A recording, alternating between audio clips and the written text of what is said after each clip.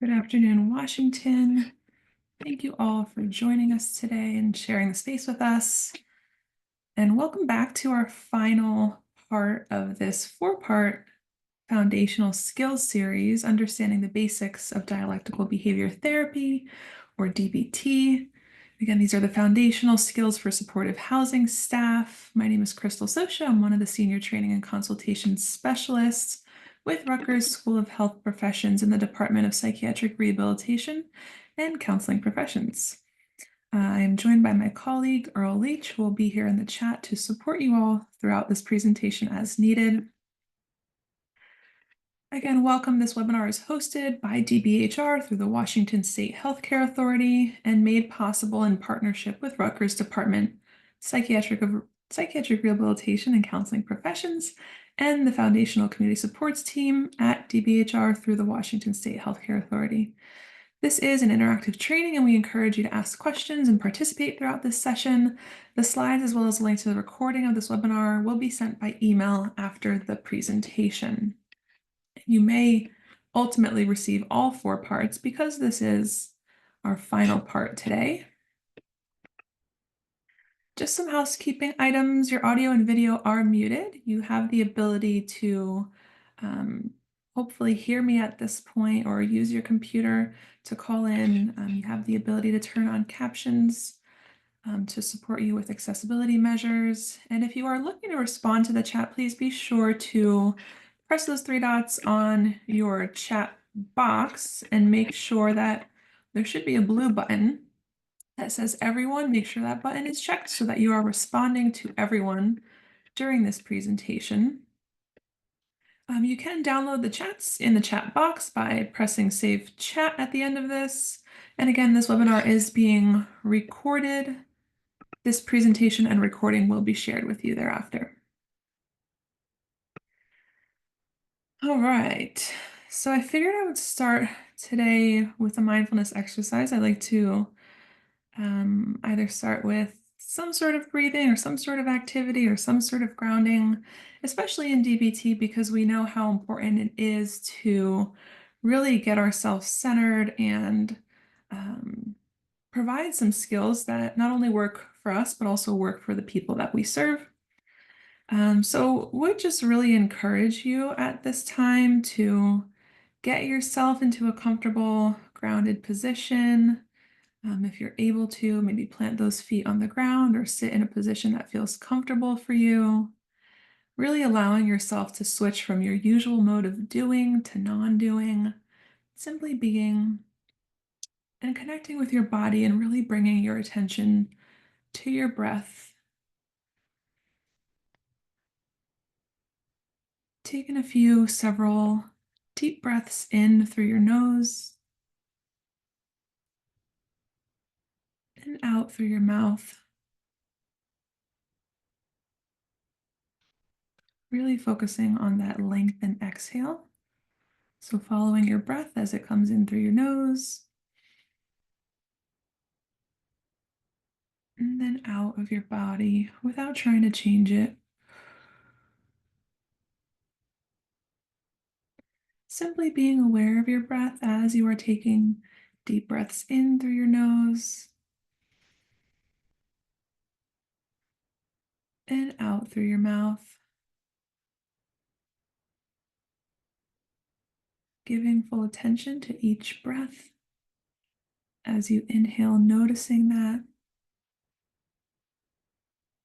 And as you exhale, noticing your breath out.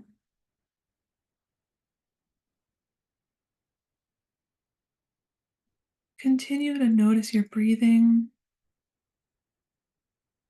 Breathing at a normal pace. And maybe focusing on that lengthened exhale. If distracting thoughts arise, simply acknowledge them without becoming attached and returning back to your breath.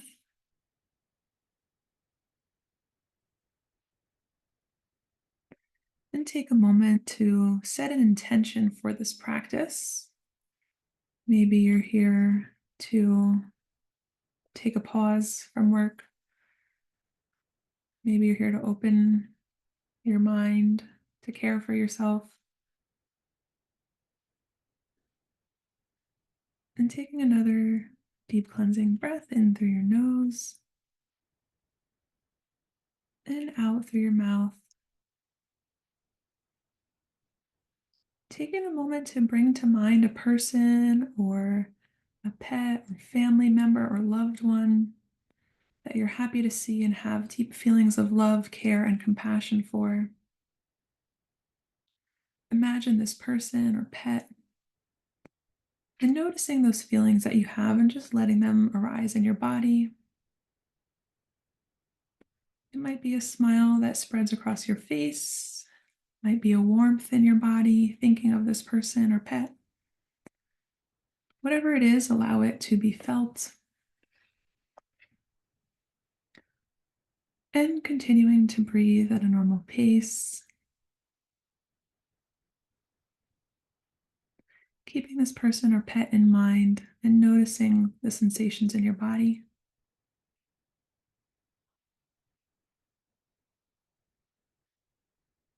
Bring to mind now and see if you can offer loving kindness to yourself, and maybe repeating these statements out loud or adding in your own. May I be happy. May I be safe. May I be healthy. May I live in peace no matter what I'm given. May my heart be filled with love and kindness. And feel free to take a moment to add your own statement in. And notice those sensations and feelings that arise within you, just sitting with them for a few moments.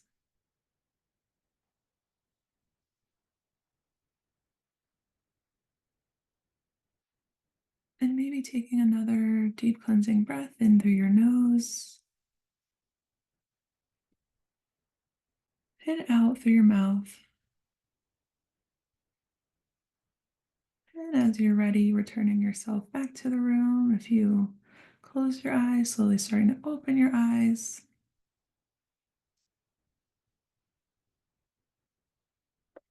And whenever you're ready, just bringing yourself back.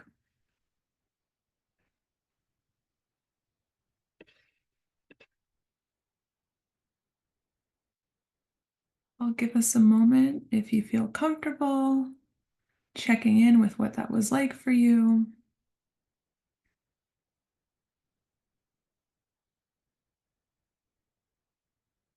Feel free to let us know in the chat. I know it's probably hard for many of us to get a pause throughout the day, so hoping that you had a chance to pause with us.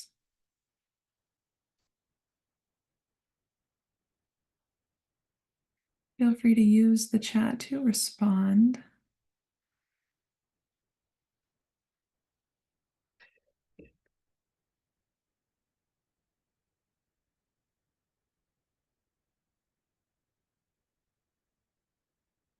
I see hands raised, and unfortunately, I can't unmute, so I'm going to just ask that you use the chat to respond. Hopefully, you had a moment just to pause and ground and center yourself. And we're going to transition into today's work.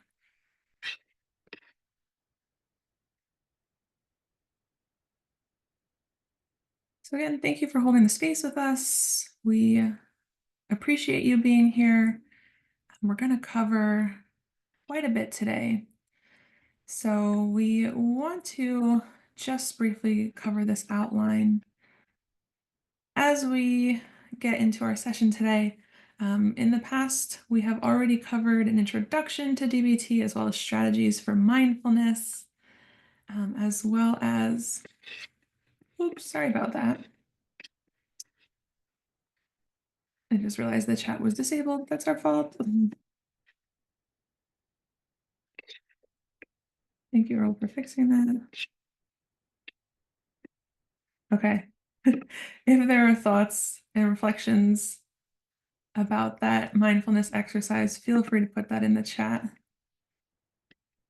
Let me see if I can just, I'm going to quickly stop share and reshare my screen. Let me pause here because I see now we are in the chat. The chat is working. Crisis averted.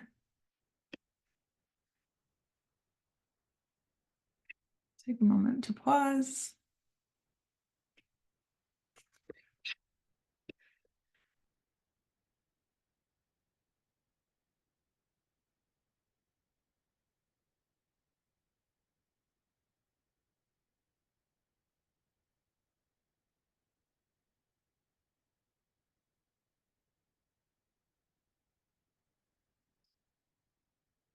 See, grateful for the pause to meditate. I've been going nonstop all morning. I know, and we're only halfway through the day. I'm glad you had a chance to pause.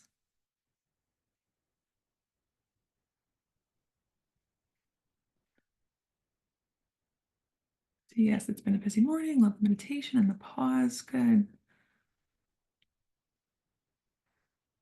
And oh, I see. I feel like even though my environment was chaotic, it was nice to have a moment of calm. Good.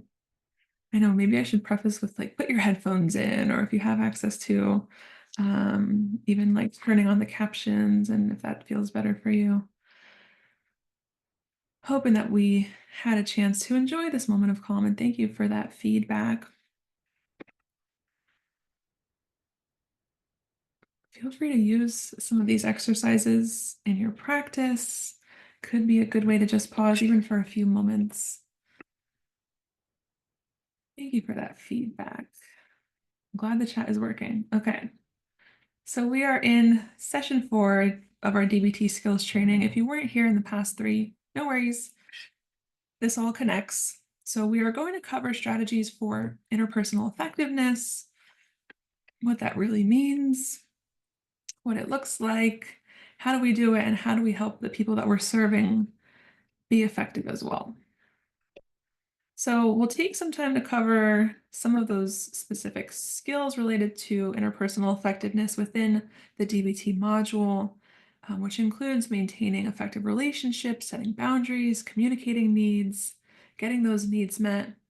We'll talk about those 3 goals in interpersonal situations, how to help clients really build relationships through connecting with others, and if necessary, ending destructive or interfering ones, always prioritizing safety. And then we'll take some time to review a case study and practical examples.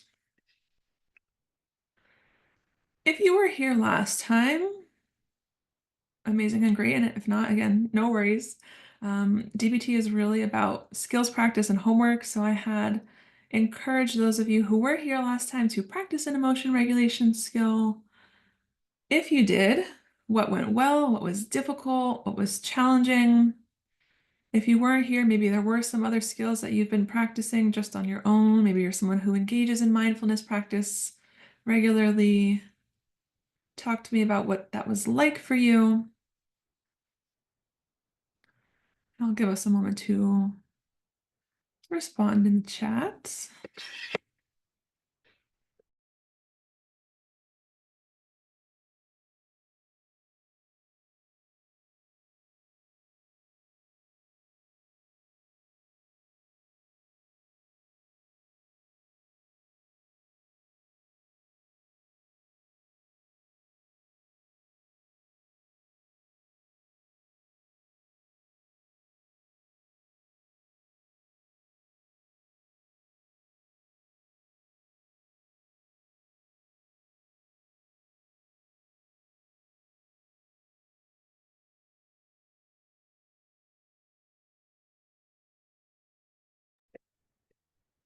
I guess I should rewind and ask, did you get a chance to practice a skill?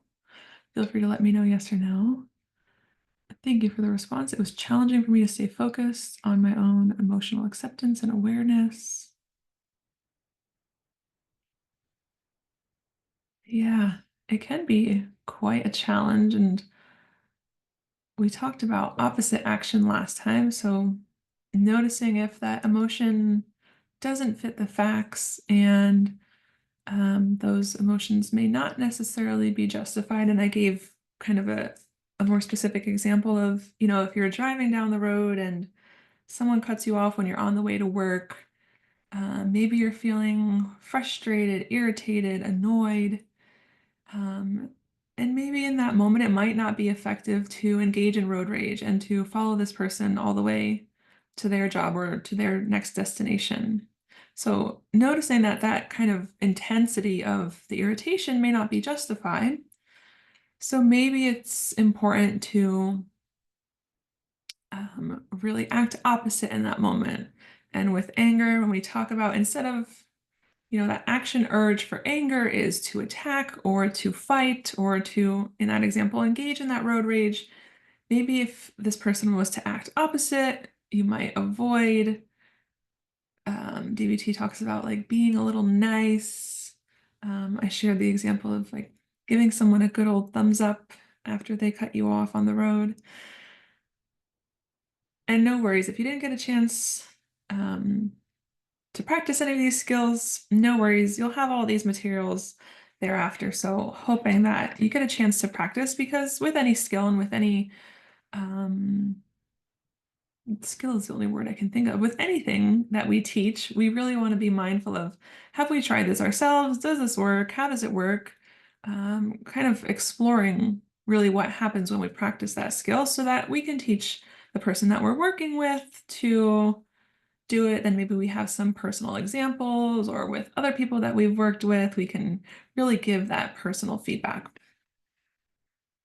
Okay, so no worries. Again, we are on this last module of interpersonal effectiveness. I gave quite the overview last time, so you'll have the information as well.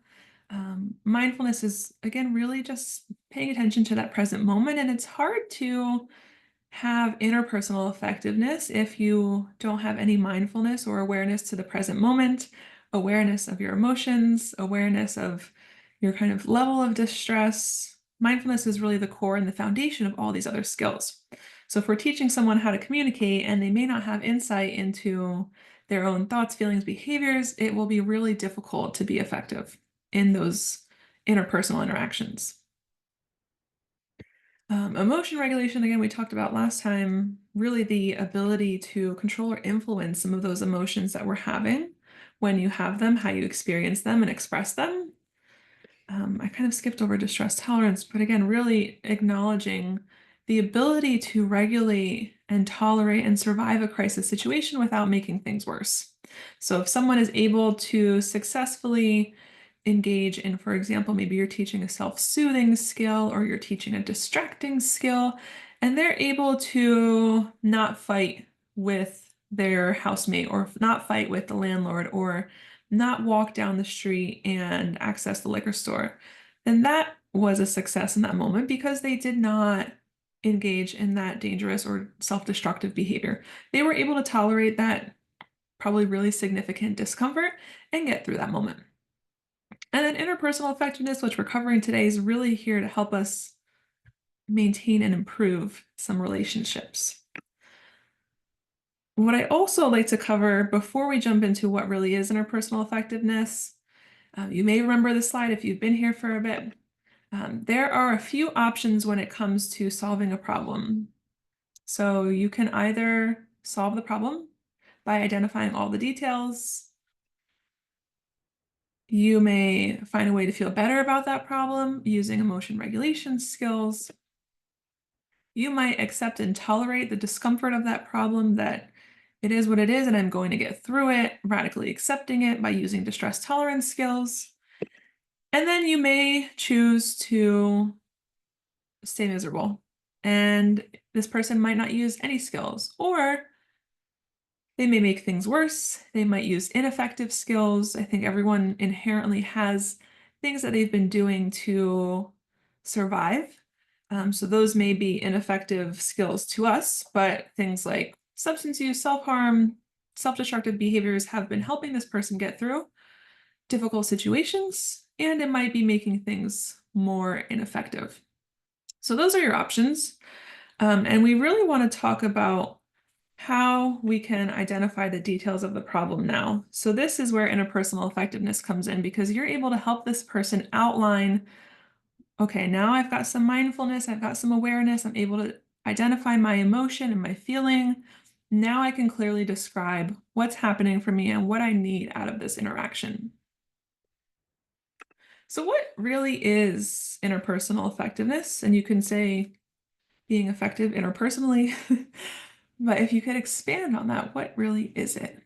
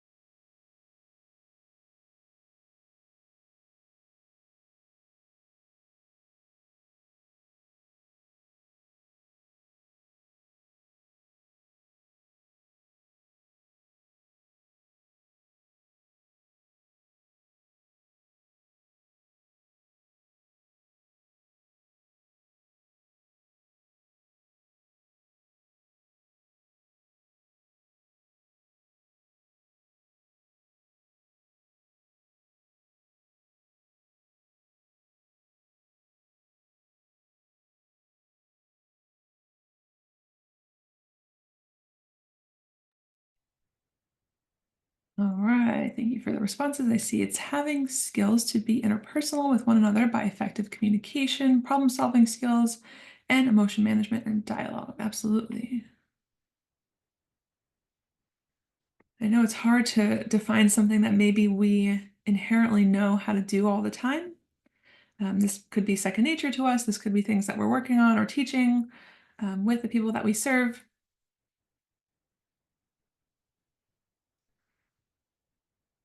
So I think that's a huge component of it. I see working on a deeper connection to people. Yeah, if we really want to maintain a relationship with someone, maybe we have to explore interests, we have to explore likes and dislikes, and are we okay if this person doesn't like all the things that we like? Is that a deal breaker for us as far as a relationship or a friendship? I see being efficient with ways to communicate and read the room approach to communication with others. And I think that's a skill oftentimes people forget. And it is a great teaching opportunity working with clients to teach how to read the room. Like, what does that really look like? To us, we may know, if I'm going to a conference, if I'm going to a meeting, if I'm going to a new appointment, maybe I'm able to identify based on my own experience who in this room is a safe person, who can I start a conversation with, how can I start a conversation with, what will I talk about? Being mindful of when we're working with people, we know oftentimes the people that we're serving have a pretty extensive trauma history. So it may not be effective to over divulge or over disclose history of trauma. So how can we support this person in more of a way to share in an effective or helpful or quote healthy way? I see having a similar mindset of a coach, cheerleader, and being comfortable with transparency. Yeah.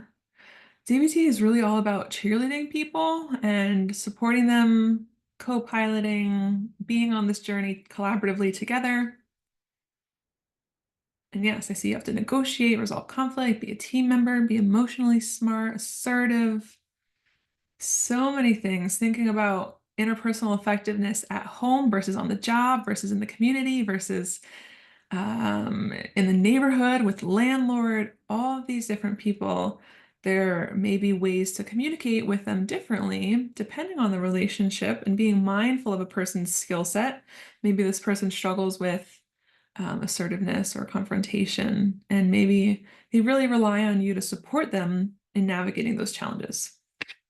So thank you for all that feedback. Asking to share, yeah.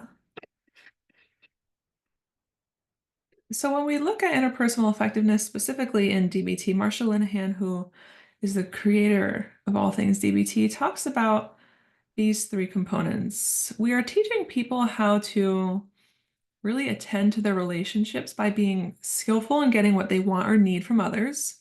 So getting those needs met in a way that is effective, is understanding, is safe and validating.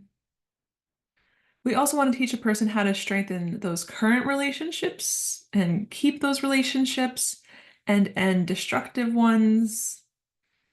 And we want to create balance in relationships. So helping this person really think dialectically, which we talked about early on, which is helping this person acknowledge that two opposites can coexist at the same time.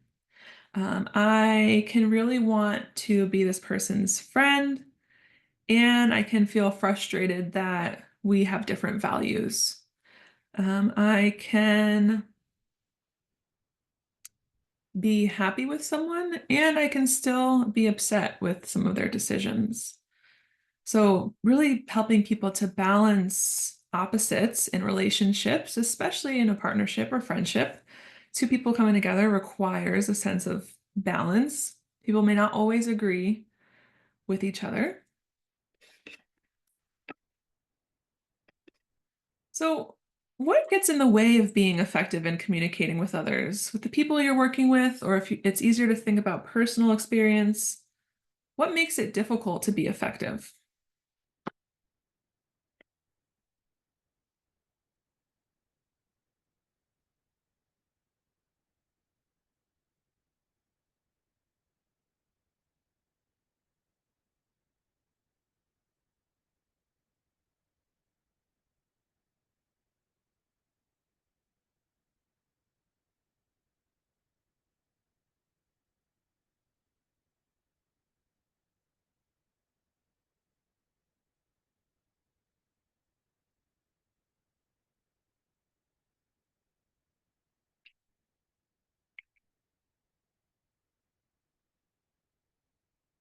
See, distractions. And that could be so many things. I mean, social media, phones, cars passing by, the environment, things around in the environment, ego, self-ego's inability to relate or communicate effectively, and poor listening skills or emotions, feelings. Yeah. Sometimes not enough time. I see example when I'm triaging a bunch of different situations, it is hard to sit down and truly communicate with someone. Yeah, thinking about when you're on the job and we're kind of in this go, go, go, go, go mode, it can be so hard to really stay present. Maybe we've just navigated a really difficult crisis situation and we just had to encourage someone to go to the hospital. And now we're going to talk to another person, and really the difficulty and acknowledging the challenge and being able to switch and flip-flop into different situations. And we're human, these things happen. It is difficult to navigate and juggle all of these expectations.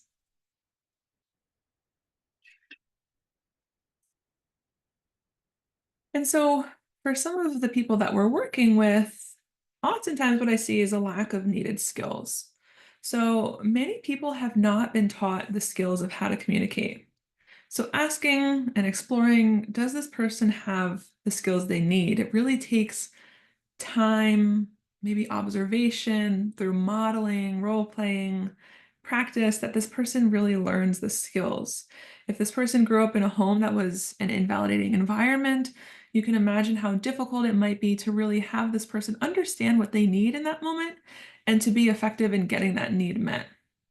Maybe this person historically has watched others get needs met by crying or screaming or shouting, and maybe that wouldn't be, we know, effective on the job. So helping to unlearn and relearn some of these skills is probably one of the most important things.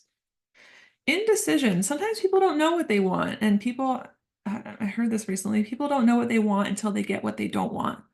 And then they realize that's not what I wanted, but I didn't know.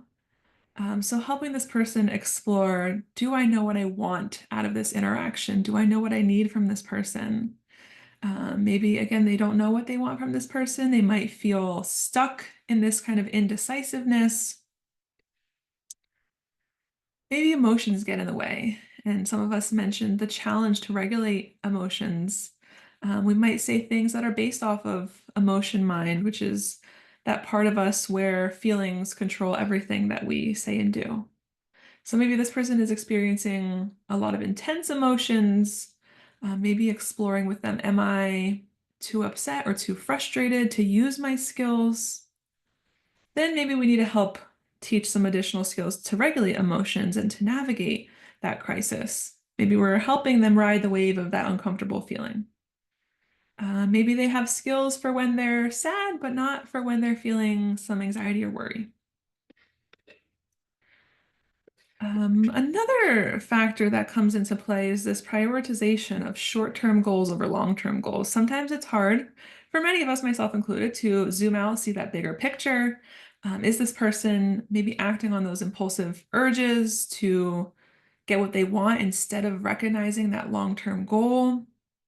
If this person wants to maintain a relationship with someone over time, it may not be effective to do something that could disrupt or put that relationship at risk.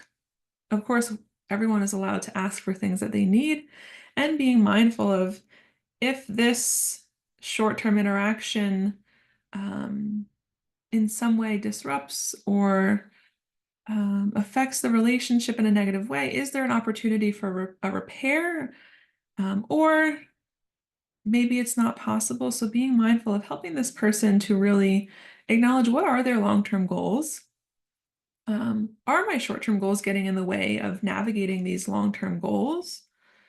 Maybe this person really struggles with thinking about the consequences or playing that tape forward. So helping them to explore, and what might happen if you do that? And what might happen next? And then what would happen? And so really giving this person the power and autonomy to acknowledge what might happen if they engage in this interaction in a way that's not effective. Interference from the environment. Many of us have mentioned the environment as well. Sometimes the environment is more powerful than us. For example, refusing to pay a bill might mean that your bill eventually goes into collections. And then, that is completely out of your control. If you have then, I'm thinking like extreme scenarios, if you have then a warrant out for your arrest and you refuse to be arrested, this might not go very well. So are other people in this interaction more powerful than I am? Do they have the authority to make me do what they want? And this might require some radical acceptance on the situation, unless, again, there is a way to problem solve that. And then the last piece is this worries based on myths. So sometimes people have a lot of myths and assumptions about asking for help or feeling like it might not be appropriate to ask someone for what they need, or believing that asking for something makes you weak, or if they say no to someone, that might be selfish. So a lot of times those worries may overrule this person's ability to think clearly, but maybe exploring, are those worries, assumptions, myths getting in the way of my interpersonal effectiveness skills? And if so, let's challenge those myths and really check the facts about them. So speaking of myths, what are some myths that get in the way? I mentioned sometimes people fear asking for help because they believe or they've been raised or they live in a culture that tells them if you ask for help, you're weak.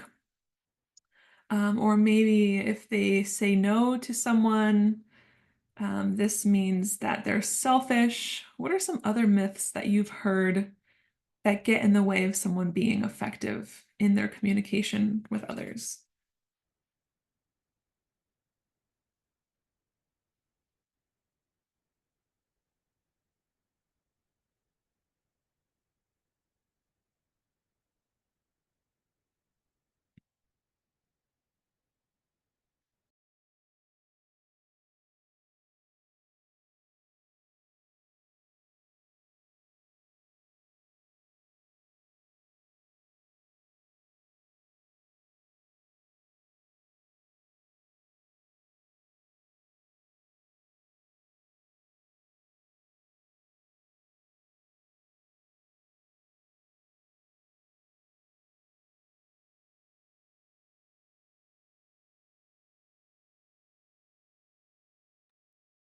Oh, that's a good one. My concerns aren't valid if nobody wants to listen.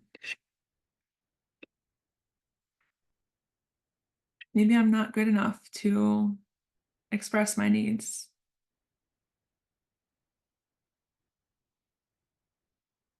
And yes, that's a great one, Marie. If I am loud enough, people will listen to me. So maybe this person, similarly, as I was saying, was taught that the only way people will hear you is if you're loud. And if you're too quiet, that means you're being too gentle and um, you're not ever going to get heard. Why even try if I know I won't accomplish the goal? Movement isn't enough change. Yeah, why bother? What's the point? I feel maybe some people won't understand or don't care. Yeah, nobody cares about me. I don't deserve to get anything that I need.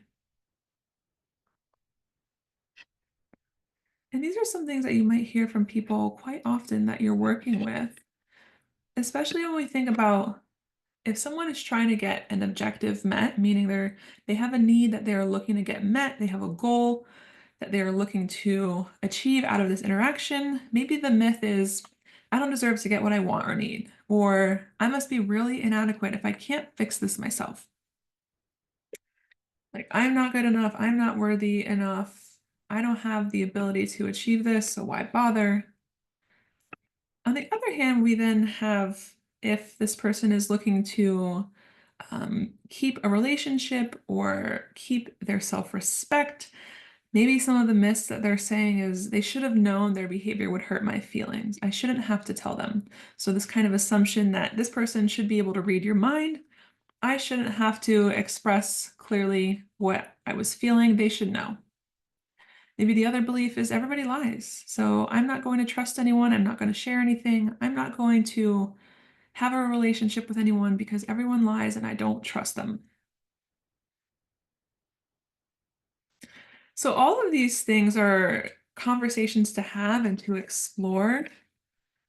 That's a real one, yeah. And really helping this person, there's a handout that matches with this to help you and the person that you're working with identify some of these myths, maybe check off the ones that are really most prominent, and then challenge those myths. How can I think of this differently? Like, is this true all of the time? Has there ever been a time where someone didn't lie to me? Has there ever been a time where um, someone acknowledged my needs and I was able to feel heard? So helping this person really myth bust some of these myths. And then maybe it's a conversation I like to also share this personal bill of rights.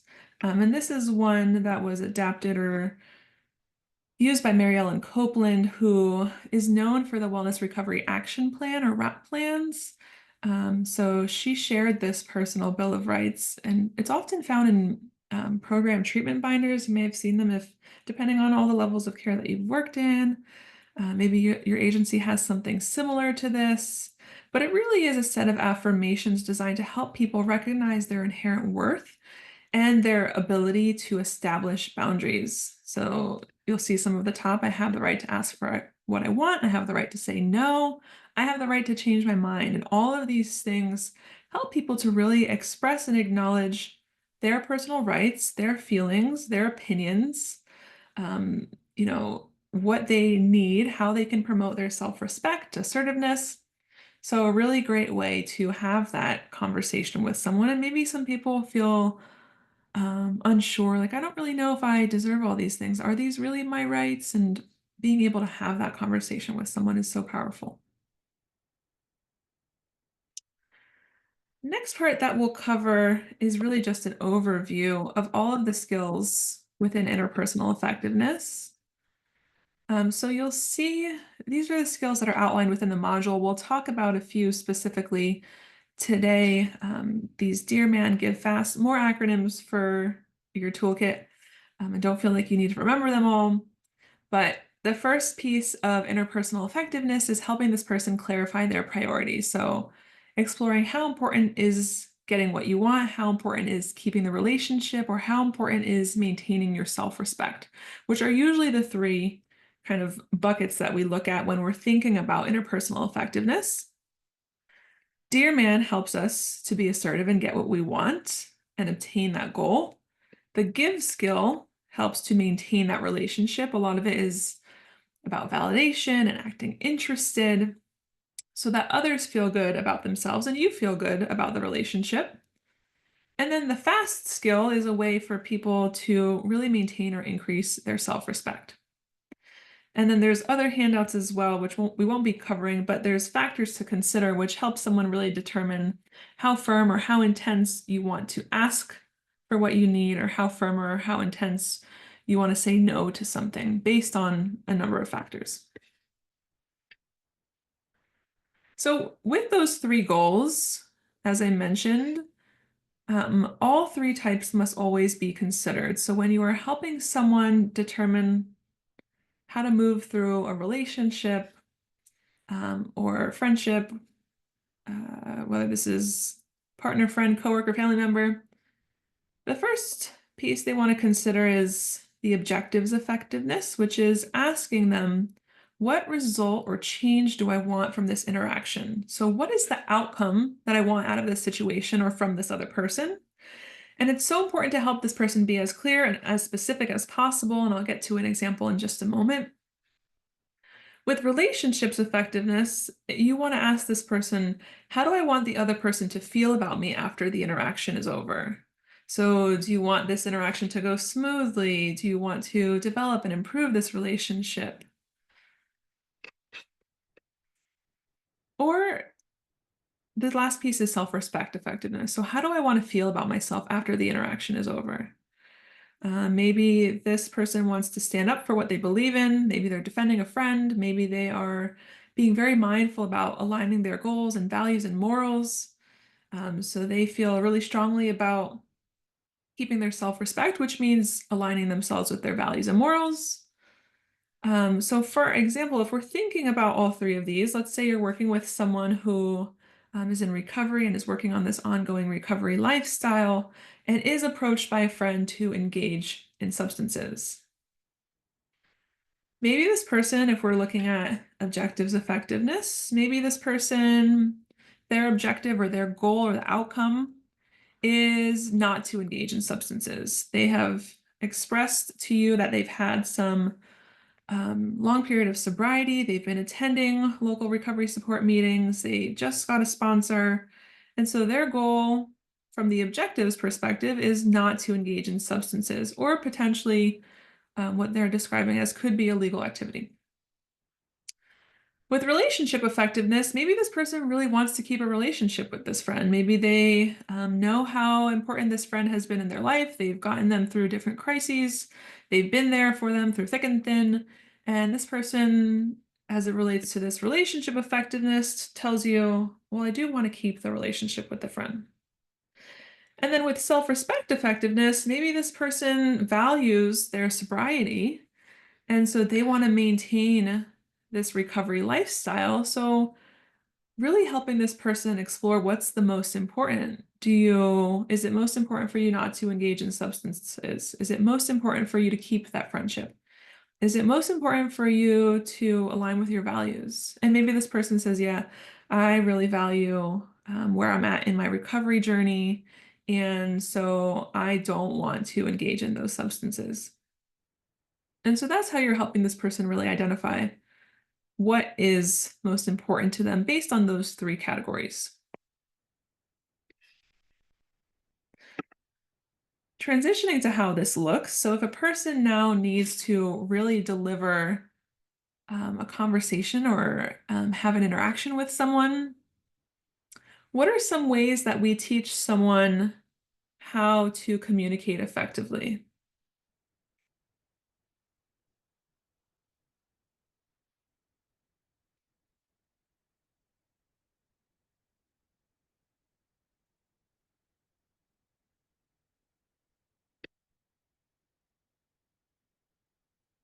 Active listening. Yeah.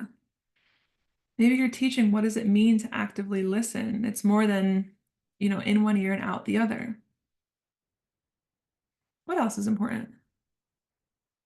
And think about even if you're working with clients, what that looks like to show that you're really present for this person? What do you do?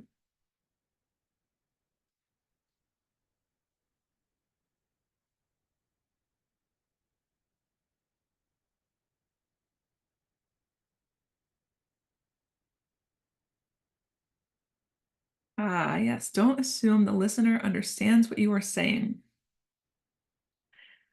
And there's been so many interactions that I have had that personally, we may learn to ask the questions like, am I hearing that correctly? Did I get that right? So what you're saying is, I'm not sure if I heard you correctly, but we can never assume that the person or the listener understands what we're saying as the speaker.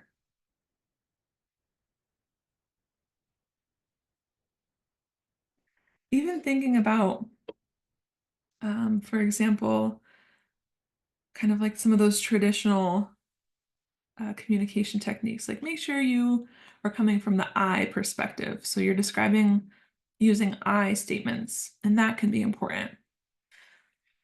So when we talk about this Dear Man acronym that was, again, created through DBT, sometimes these acronyms are so hard to remember, but we do our best.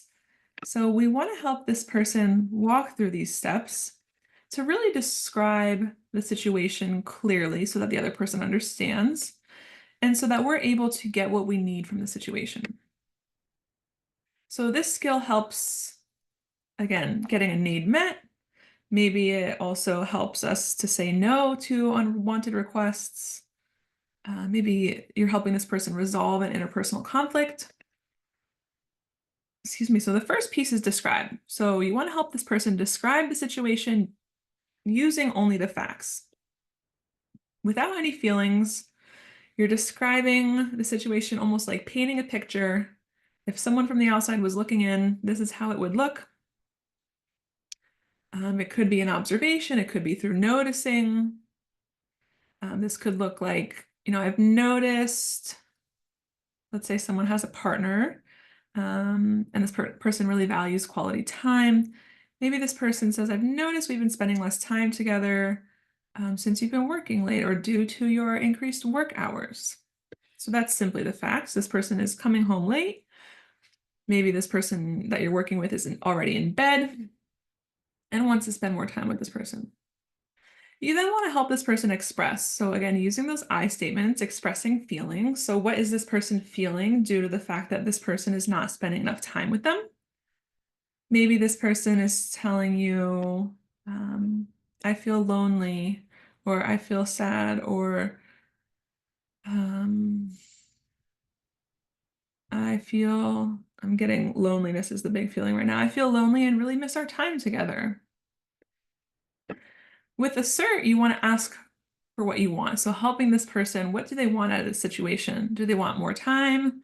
Do they want to explore if they can have a date night more often? Do they want to, whatever it might be. So now you're helping this person assert by asking for what they want. Again, people can't read our minds, like a few of us have said. So helping this person to maybe say something like, I would like us to set aside some time to maybe have a date night once a week.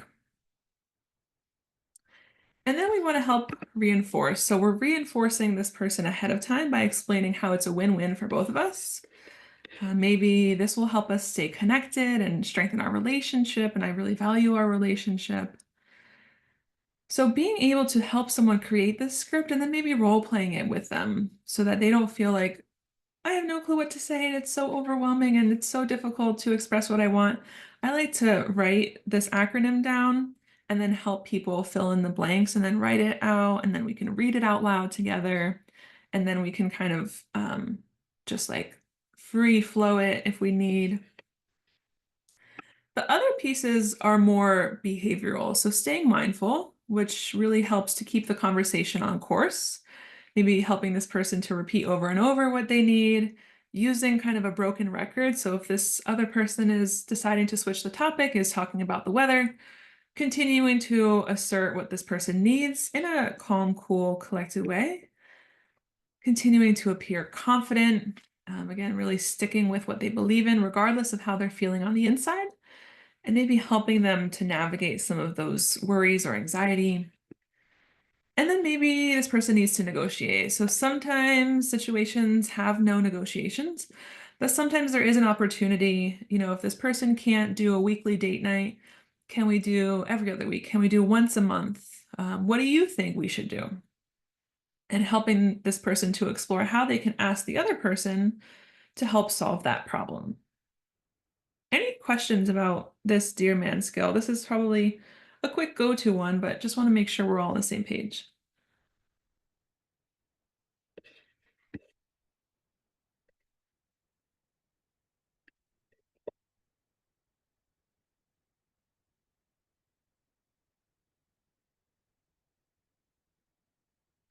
Ruby, yes, I love this. I would just remind them to slow down. Yeah.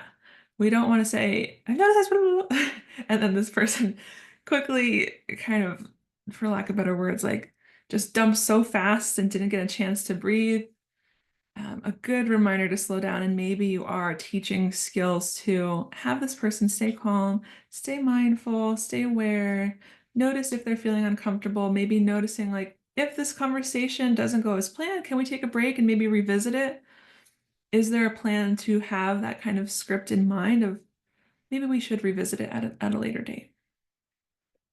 Good point.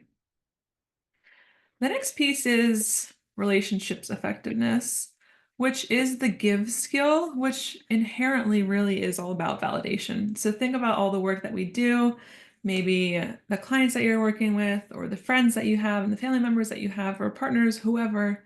A lot of this is helpful in order to maintain or keep that relationship.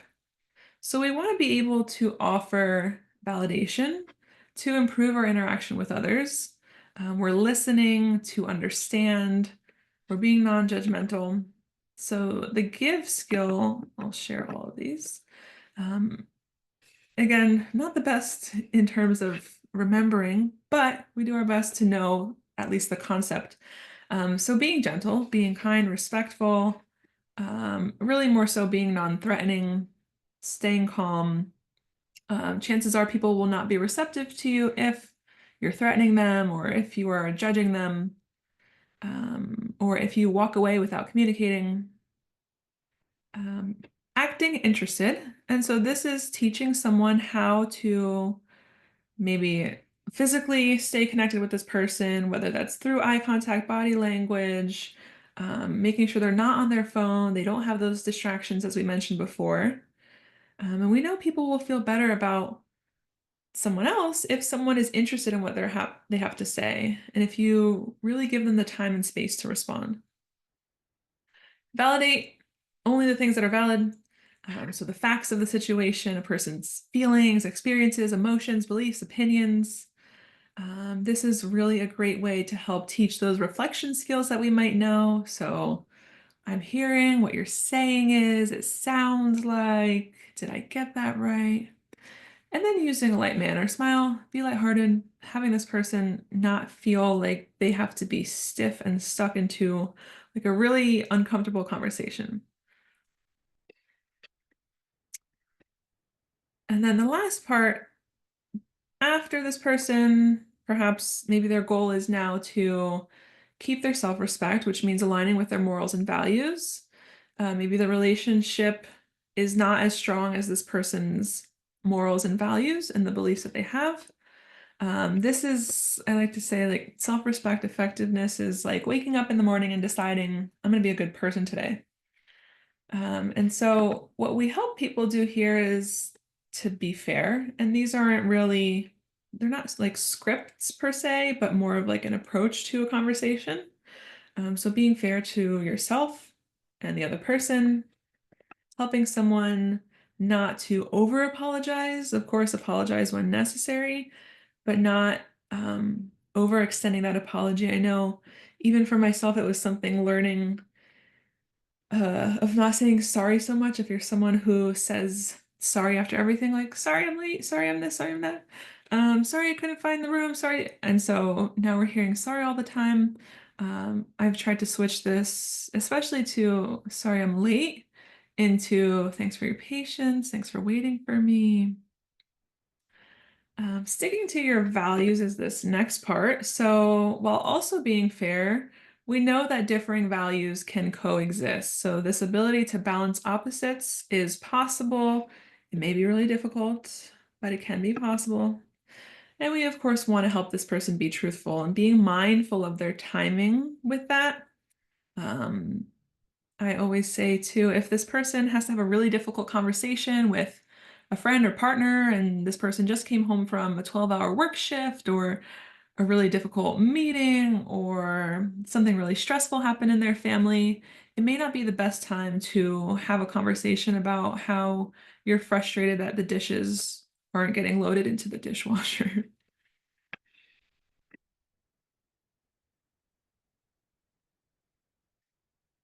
I see a question. How would you give when the person is stuck in blaming you, targeting you for something which is distorted? Lawrence, I think I need a little more. If you can share an example, that would be helpful. So this person's having distorted thinking, is what I'm getting.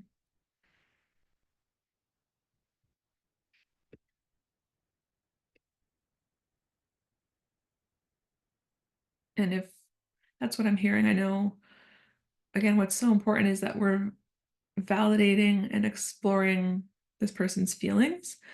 Even if a person, I'm not sure if this is where you're going, is experiencing psychosis, we want to validate how overwhelming it must be to, constantly have those thoughts and voices and what it must be like for you. That must be really overwhelming. That must be so frustrating. Maybe this person enjoys voices. Okay, I see the example. Say they feel you did something or failed them somehow, but it is a distortion of their truth, not a psychosis, just their reality. Hmm. Say they feel you. I have to think about that one. Let me get back to you. I'm gonna mull on it. Because a lot of what that give piece is really to keep that relationship. So if the person wants to keep this relationship and this relationship is important to them, we are doing everything that we can to maintain it. But also, I mean, we could have a relationship and still keep our self-respect, meaning we can um, really want to be with this person or be friends with this person. And we can also want to keep our self-respect, meaning we have different values and our values aren't aligning. Is there a way that we can balance these two opposites? Is that even possible? Let me think on that though a little bit more. Great question. With this other piece, and this might come into play now, if you are working with someone who not only wants to build a relationship, but also is looking to end a destructive one, we are helping to teach some of these skills, like finding and getting people to like you, which we talked about, might look like how to have a conversation with someone or how to find similar interests, find people that are close to you in terms of proximity. Are there local community centers or spiritual centers or clubs or different kinds of settings that this person can go to? How does this person really join those groups? There's also the skill of being mindful of others, so really building this closeness. And then if a relationship is unsafe or if this relationship interferes with their values and could be destructive, we're helping this person to really access their wise mind. Um, and and then really use some of those skills to stay safe. And I'll get back to some of those chat messages in just a moment. Feel free to respond to each other, and thank you for those deep questions that I'm still pondering on. If you're helping someone to build a relationship again, or end that destructive one, if we want to help them build a relationship, why do we do that? What is the purpose of finding friends? Why do we have friends? Why do we have peers? What's the purpose?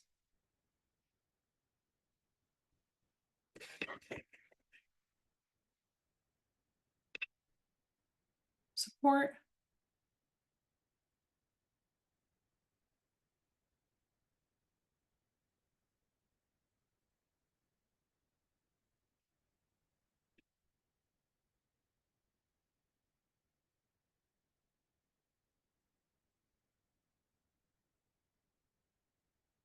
And Lawrence, I'm still pondering on your question. To me, it's feeling like, or I think it sounds like it may not be effective to give or to use those skills in that moment. Maybe this person has a different idea of the truth or of the situation, and you have a different understanding of those facts or of that evidence.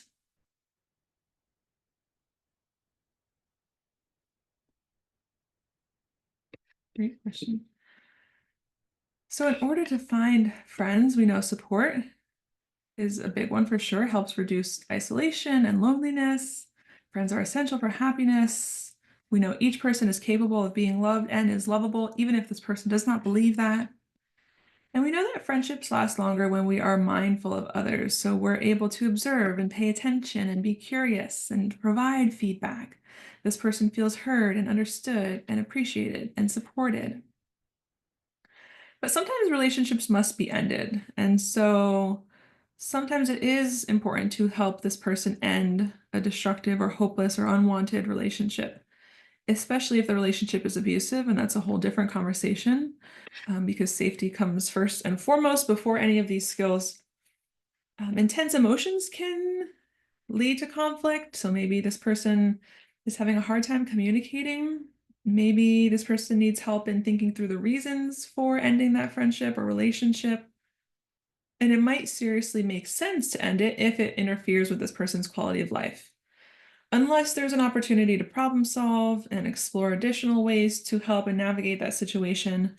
But when you've kind of maxed out on all your options and you're feeling um, stuck and you're keeping that broken record, but this other person is not budging, we're kind of at an impasse here.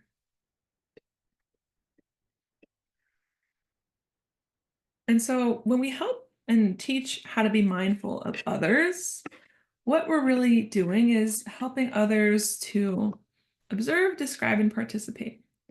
Observing is paying attention with interest. So we're helping this person notice, stay connected in the interaction, being non-judgmental, letting go of always being right. I think that's a really big one. Um, a lot of times people want to be right or they want to win. Is there another truth or another option? Um, maybe the goal isn't to be right or to win. Maybe the goal again is to keep that relationship. And winning or being right might not allow this person to keep that relationship. Describing, so we're replacing some of those judgmental words with descriptive words. We can't observe someone's thoughts or motives or feelings. Those are things that this person has internally. So we have to work towards avoiding assuming or interpreting that we know what other people think about us without checking the facts. So really allowing people to give others the benefit of the doubt if it's warranted, and then participate. So throwing yourself and having this person really throw themselves into interactions with others rather than trying to control the flow. So this can be hard for a lot of people if someone is so used to going to a gathering and having people ask a lot of questions about them, and maybe they're in a larger gathering and these are new people and no one's really engaging with them. Is there a way to still continue and converse with others without feeling upset or frustrated that people aren't asking maybe specific questions of you? So really helping this person to fully immerse themselves into that interaction and then exploring after with you, what was that like? What were the challenges? What did you learn about yourself? Were you able to fully be in that moment? What made it difficult? So many questions to continue to ask. And so I want to just mention briefly this difference between destructive versus interfering relationships. What do you think makes a relationship destructive or interfering? You can give me both.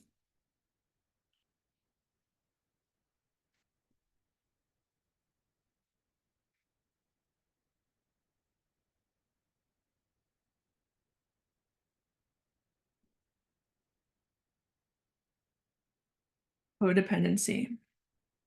And maybe this looks like enmeshment. So When this person feels sad or mad, I feel sad and mad. Violence, toxicity, gossip, not validating each other's feelings, not providing a safe space to share. Yeah, maybe this is a one-way street here. This relationship is no longer reciprocal. I don't feel safe to discuss what's happening for me. Having a controlling nature, yeah. So maybe this person makes it difficult for me to express how I'm feeling. And then I really get stuck in those myths of I'm not supposed to be, or I shouldn't be expressing my feelings, I shouldn't, and all those kind of self-defeating thoughts. So we know that there's so many relationships. I mean, important relationships come in all varieties. Yes, quid pro quo. I'll give you this and you give me that. Maybe there's a sense of vengeance or revenge that comes from the relationship or friendship. But relationships and friendships come in all varieties. We know friendships or marriages or work relationships, committed partnerships, even thinking about counseling relationships with a therapist, with you as a staff person, perhaps. All of those can be really important, and they really can either significantly enhance or reduce our person's quality of life. So it's important to explore with the person whether a relationship is worth maintaining. And I don't mean like one bad thing goes wrong and this person needs to cut off their friend, but helping explore this person with this person, what's going on.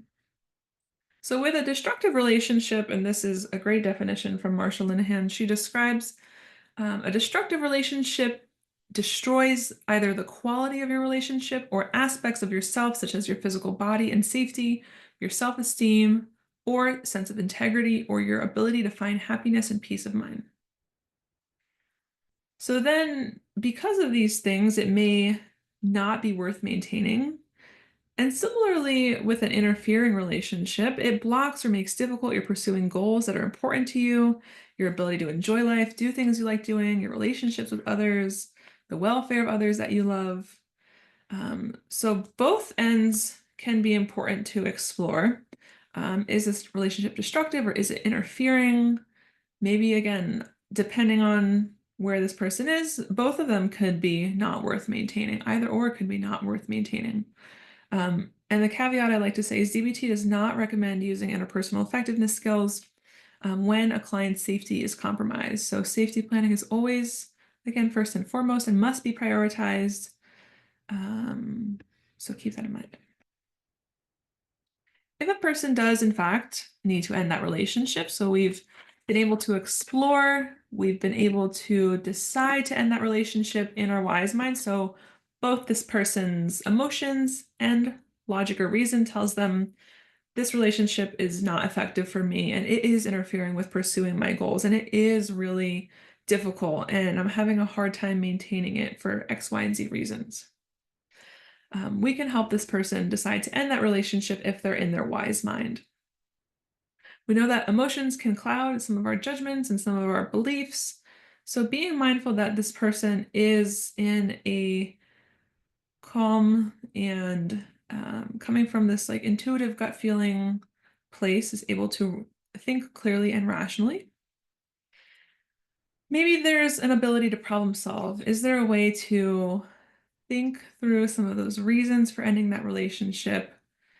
Is there a way to explore how it can be improved? This might require doing a lot of work. This may require getting other people involved to help. Maybe there's a way to cope ahead, which is this next bullet point. So maybe this person has to troubleshoot and practice what it looks like to end that relationship. So you are maybe able to help create a script with them. And now we are writing this Dear Man script. We're using those give fast skills. So you're helping this person write out exactly what they want to say ahead of time, explaining their reasons, explaining those feelings, coming from a non-judgmental, neutral place. And then maybe at that point, you're rehearsing and you're role playing and you've decided it's time to approach this person. And then again, other skills as we talk about opposite action for love, which is a whole nother conversation and can be quite difficult, but is a way to practice Practicing opposite action for love when you find you love the wrong person. So oftentimes that happens as we talk about working with people who might be in highly abusive relationships or life-threatening relationships, what it might be like to act opposite on that. And always, as always, practicing safety first, connecting people with the necessary safety plans and referrals as needed. The last piece that I'll cover is walking this middle path. So within relationships, again, there's maybe two or more people involved in this dynamic. And a lot of what this requires is finding a balance. So acknowledging that the universe is filled with opposing sides and opposing forces, and for everything that exists, there is an opposite. Everything and every person is connected in some way. And dialectics really helps us radically accept these changes that are continually happening. So the world continues to move and everything in the universe is always changing. Change is really the only constant, and change is transactional. So dialectics helps us to analyze how we are being influenced by our environment and how our environment influences us, how two different people or two or more people come together and may bring two different cultural backgrounds, histories, traumatic experiences, beliefs, morals, values, and yet there is a way, and could there be a way to really walk that middle path in between the two? So how do we do this? How do we help someone think and act dialectically? Great question. Helping someone to think and act dialectically really means helping them to access their wise mind. So, what am I missing from this situation? Is there something that I'm not exploring? Maybe I'm so stuck in my emotion mind and I'm having a hard time understanding the other perspective. Is there or where is the kernel of truth in the other side? So, finding the truth in both sides, being able to help someone practice looking at all sides of the situation and all points of view, moving away from extremes. So letting go and helping clients to let go of seeing the world in black or white or all or nothing. That happens for many people that we work with, and maybe many of us as well. Many individuals often think in extremes or think quite rigidly. So being able to help this person move away from both extremes or either or extremes to balance those opposites. So helping this person to validate themselves as well as the other person. Is there an opportunity? Again, this is not in terms of an unsafe relationship. This is in terms of when a person's morals and values are different. Is there a truth to the other person's side? Can I still accept and validate this person and their beliefs? Does this require letting this person go? Playing devil's advocate or arguing for the other side. Depending on the relationship that you have with a client, this is a really great skill to explore and kind of be tasteful about how you're approaching it. You may want to preface, like, I'd like to offer another perspective. Would you be okay with that? Maybe you see a different side that this person doesn't see. Maybe when this person is working with their own set of beliefs, it can be helpful to use that two-chair technique. So putting two chairs next to each other, sitting in one chair to make one side of the argument, and then sitting in the other chair, and this person can do both, or you can do it with them. But having this person try to do that on their own so they can explain from one point of view and then the opposing point of view until there's some clarity on both sides. And then embracing change, and which is probably one of the hardest things. I don't think anyone really, really enjoys change. But as long as change is part of life, we might as well not only allow it, but embrace it, which is, again, really one of the most difficult skills. A lot of this does come from radical acceptance and acknowledging that relationships may change over time and you may outgrow a person that you were friends with as a child. And you may continue to grow and develop and change and build new relationships, and being really patient and helping this person be patient with themselves and simultaneously preparing for sudden changes that might happen from that relationship.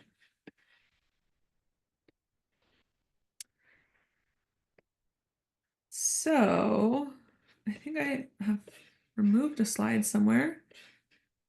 Uh, that's all right. So just to summarize, as we're getting towards the end and have some resources for you as well, acknowledging some of these skills that we covered today to really help people navigate these social interactions to either get what they need or balance their needs, the needs of others, or their self-respect. These skills can be helpful to identify when to end a relationship that no longer serves them or could be harmful. And then really exploring, is there a way to balance both perspectives? If there are two more people involved in the relationship, is there a way to find the middle path and what does that look like?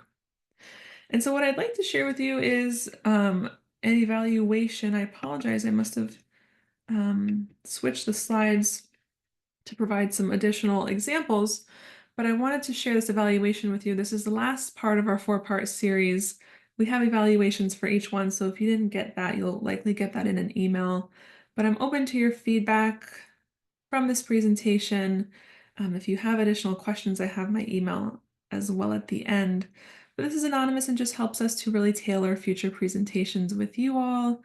If you like this, if there's things that we can improve on, let us know. And Earl has put that in the chat so you can access that there. We'll also email you as well. I wanted to share these resources, which I know oftentimes people ask us, where can I get that worksheet? Um, to be honest, I think many of these are online for free right now, but if you'd like a formal copy, which I always recommend, the go-to books are these second and third blue books in the middle, the DBT Skills Training Manual, which is for yourself as a staff person or in that teacher instructor role. And then the DBT skills training handouts and worksheets, which connects with it. And that has every single handout and worksheet from mindfulness to emotion regulation to stress tolerance, interpersonal effectiveness. So handouts are the skills, and then worksheets are those take-home practice, essentially homework assignments, but I just call them take-home or practice, since some people don't like homework.